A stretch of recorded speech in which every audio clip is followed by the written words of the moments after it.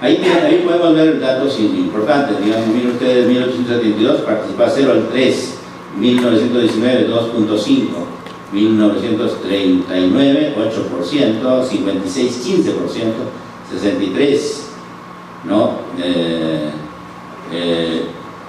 El 18%, 78 25, el 80 ya son elección, sufragio universal, ¿no? 31 y 35 luego, ¿no? O sea, eso es más o menos la evolución de la ciudadanía política, ¿no? Ahora, el velasquismo, la tradición democrática y el sufragio universal. Estamos hablando de ciudadanía y democracia, y ustedes me dirán, ¿y qué tiene que ver Velasco con esa historia? Tiene que ver un montón. Tiene que ver un montón. ¿Por qué? Porque, digamos, con el gobierno de Velasco, a través de la reforma agraria, se acaba la servidumbre. No puede haber democracia con servidumbre. Yo nací en una hacienda feudal. Ciertamente no era el siervo, pero tampoco era el dueño de la hacienda. Mi padre era el hermano del administrador de la hacienda, y entonces tuve algunos beneficios. Por ejemplo, gorrear colegio, porque el colegio lo pagaba el hacendado a los hijos. Entonces iba y eso trajo un beneficio, pero también conocía todas las limitaciones y sacrificios de lo que significa ser un campesino servil. Y un propietario de tierras en la sierra de entonces era un propietario de tierras y de hombres. Entonces, esa es la diferencia con Chile. Chile, los trabajadores del campo y de las minas eran gente libre. Gente libre. En cambio nosotros no, eran siervos.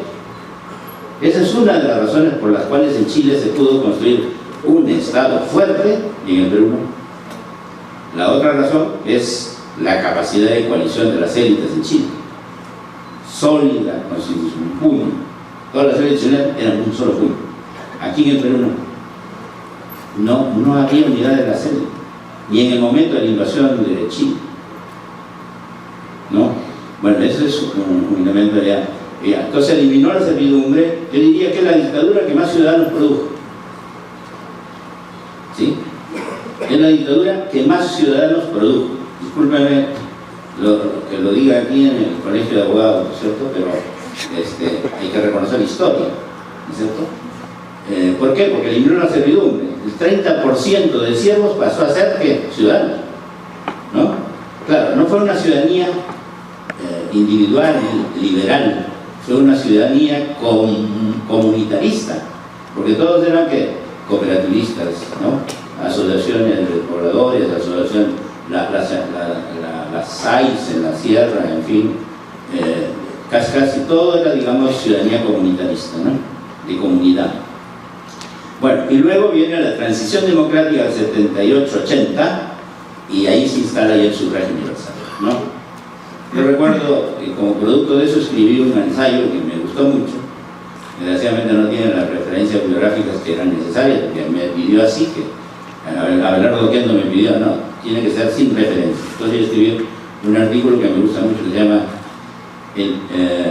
De imperio a nacionalidades oprimidas, ¿no? O sea, cómo pasa un imperio a ser un campesino indígena, un mundo campesino indígena, ¿no? Que es un proceso histórico muy largo, ¿no? Bueno, entonces, y luego ya hemos tenido la democracia en la era neoliberal, que hay una primera etapa, 1980-1992, que es de desdemocratización, ese periodo, ¿no? Por encima de la voluntad de los gobiernos y los gobernantes. ¿Por qué? Porque viene el terrorismo, que es terrible.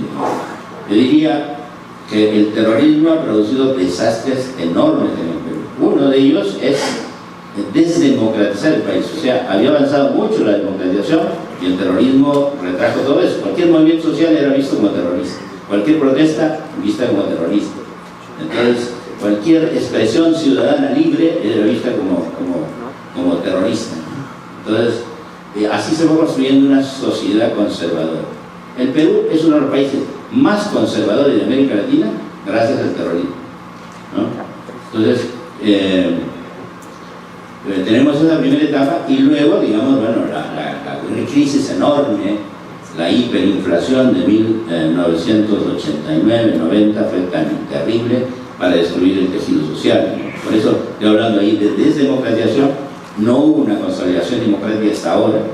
Nuestra democracia no se consolida en todos los niveles, o sea, a nivel institucional, a nivel extenso, ¿no? Nuestra consolidación es básicamente alternancia en el poder.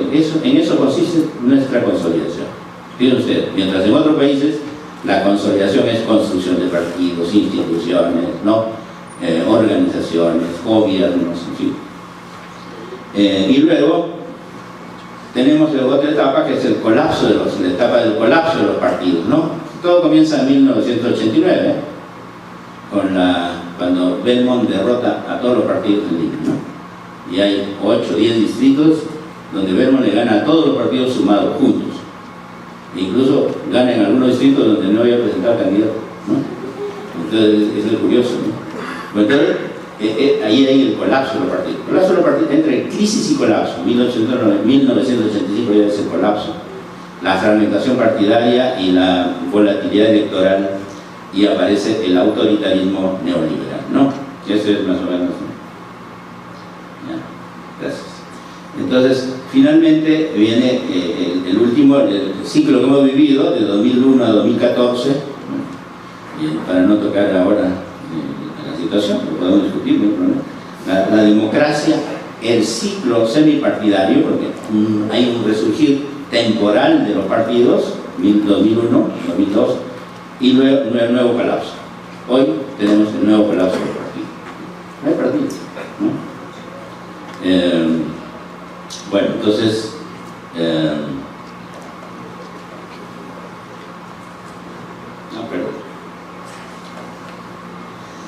allí ven ustedes unas curvas que yo no las he hecho, esa las ha hecho Mayweather, un profesor de Notre Dame, que viene siempre por acá a conversar, y que ahora trabaja en Harvard.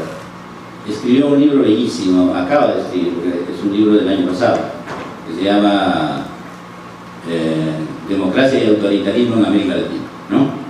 Entonces, esos cuadritos, esas curvas son interesantes. La de abajo mide lo que es la proporción de regímenes competitivos, la proporción de democracia, ¿no? La curva de abajo. Y la de arriba es la proporción de regímenes competitivos, regímenes electorales. No todos los regímenes electorales son democráticos, ¿no? Son competitivos, ¿no? Hay regímenes competitivos pero no autoritarios, no democráticos, ¿no es cierto? Bueno, entonces, lo otro es proporción de democracia. Pero ¿qué es lo que vemos? Fíjense ustedes, a partir del 80 se inicia un largo ciclo democrático de 80 y que no concluye, y va a seguir. Llevamos ya más de 30 años de democracia, ¿no? 36 años de democracia. Claro, con excepción, ¿no? El Perú es una excepción, porque hubo un autogolpe en 1992, ¿no? Hay golpes ciudadanos en Argentina, que se vayan todos, en Bolivia, en Ecuador. Hay golpes de los parlamentos, caso paraguayo, caso Honduras, me parece, ¿no? Bueno, y el caso brasileño ahora no lo planteo porque es un gran debate, ¿no? Tiene todas las formalidades de democrático, sigue todas las reglas, bueno, pero ahí hay un tema de gran discusión que por ahora no lo planteo, ¿no? Bueno, entonces, pero ahí vemos entonces un ciclo larguísimo. Nunca hemos tenido un ciclo tan largo de democracia. Fíjense ustedes, los otros son ciclos pequeños, ¿no? Desde 1900, son ciclos pequeños, ¿no? Pero a partir de 1980 el ciclo es largo. Y yo creo que se va a mantener, ¿no? Vamos a pasar 1921, ¿no? Hay que estar tranquilos, ¿no? Vamos a tener democracia en 2021, ¿no? Ese cuadrito también lo ha hecho Mayweather, ¿no? Donde aparecen todos los países, ¿no? Miren, la peculiaridad peruana es que es el que más regímenes tiene, entre el 45 y el 2003, me parece, ¿no? Entonces, es el que más regímenes tiene. Tiene dictaduras, tiene democracias, tiene semidemocracias, ¿no? Tiene un montón de regímenes, ¿no? Dura poco. Claro, ya el movimiento democrático es cíclico. La duración de los gobiernos en el Perú del siglo XX es de más o menos 3 años, ¿no? 2, 8, 3, ¿no? La duración, es cíclica, ¿no? En cambio, la duración de los gobiernos en el siglo XIX, que es taquicárdica, ¿no? Es así, ¿no? Dura un año promedio. Cada gobierno tiene un año promedio de duración en el siglo XIX, ¿no es cierto? En el siglo XX ya más o menos 2, 8, 3. Eso ya le da un carácter cíclico. Entonces yo ahí he hecho una clasificación rápida de los regímenes. Tenemos 3 dictaduras militares, estamos hablando entre 1945 y 2003, 3 dictaduras militares, una caudillista, ¿no? En general, todos los golpes militares hasta el 62 fueron caudillistas, ¿no? Teoría, fue una dictadura caudillista. Después tenemos 2 dictaduras institucionalistas, o sea, son los cuerpos militares los que dan el golpe. Son las fuerzas armadas que dan el golpe, no es un caudillo, ¿no? Eso las hace dictaduras institucionales, ¿no? Luego tenemos 4 semidemocracias, ¿no es cierto? O sea, bueno, que son casi, tienen una serie de limitaciones, digamos, ¿no? No participa todos los ciudadanos, siempre hay ciertas limitaciones a la libertad. Hay 4 semidemocracias, ¿no? Hay 7 democracias, una interrumpida por un golpe, en el año 68, ¿no? 2 de ellas se transforman en semidemocracias, Belaúnde García en los 80, ¿no? Una se transforma en autoritarismo, Fujimori. Por favor, yo quiero precisar aquí con mucha claridad. El régimen Fujimori técnicamente no es una dictadura, ¿no? Es autoritarismo. Mi amigo Steve Levitsky le llama autoritarismo competitivo. Pero claro, todo el mundo habla de dictadura, porque es más fácil hablar abajo la dictadura que decir abajo el autoritarismo competitivo. Suena muy complicado, ¿no es cierto? Entonces, pero es autoritarismo competitivo, es un régimen semiabierto, no es una dictadura. Una dictadura es un régimen cerrado, ¿no es cierto? Cerrado en el Ejecutivo, que concentra todo el poder, no hay división de poderes, ¿no? Hay partidos, hay procesos electorales, hay ciertos derechos ciudadanos, claro, distorsionados, ciertamente, distorsionados, pero eso no elimina el carácter más o menos semiabierto, ¿no? De tal manera que un régimen autoritario semiabierto. ¿Se puede transformar en dictadura? Claro, que es lo que está pasando en Venezuela ahora, ¿no? Se puede transformar en dictadura, claro. Entonces, bueno, eso es... bueno, ahí está, digamos, la forma como los ciudadanos se expresaban políticamente a través de partidos nacionales y partidos regionales, ¿no? ¿Qué es lo que vemos ahí? Entre 2002-2010. La curva azul dice, digamos, el declive inevitable de los partidos nacionales. Ahí están los partidos nacionales, básicamente estoy refiriendo al APRA, a Acción Popular, al PPC, a las izquierdas, ¿no? Esa es la caída. Y el rojo, el ascenso inevitable de lo que son partidos regionales, ¿no? Partidos regionales. Bueno, ya el tiempo va ganando, pero voy a terminar, no nos angustiemos, no me angustio. Bueno, aquí lo que quiero decir, miren, quiero dar un dato que me parece interesante, ¿no? Podemos tener democracia nacional, pero podemos tener autoritarismo subnacional. ¿Sí? Podemos tener democracia nacional, pero podemos tener autoritarismo subnacional. Interesante, yo estoy estudiando esos problemas ahora para ver por qué. La razón de fondo es porque el Estado no está en todo el país, ¿no? El Estado no está en todo el país. Entonces lo vamos a ver ahora al final cómo democracia coincide con Estado.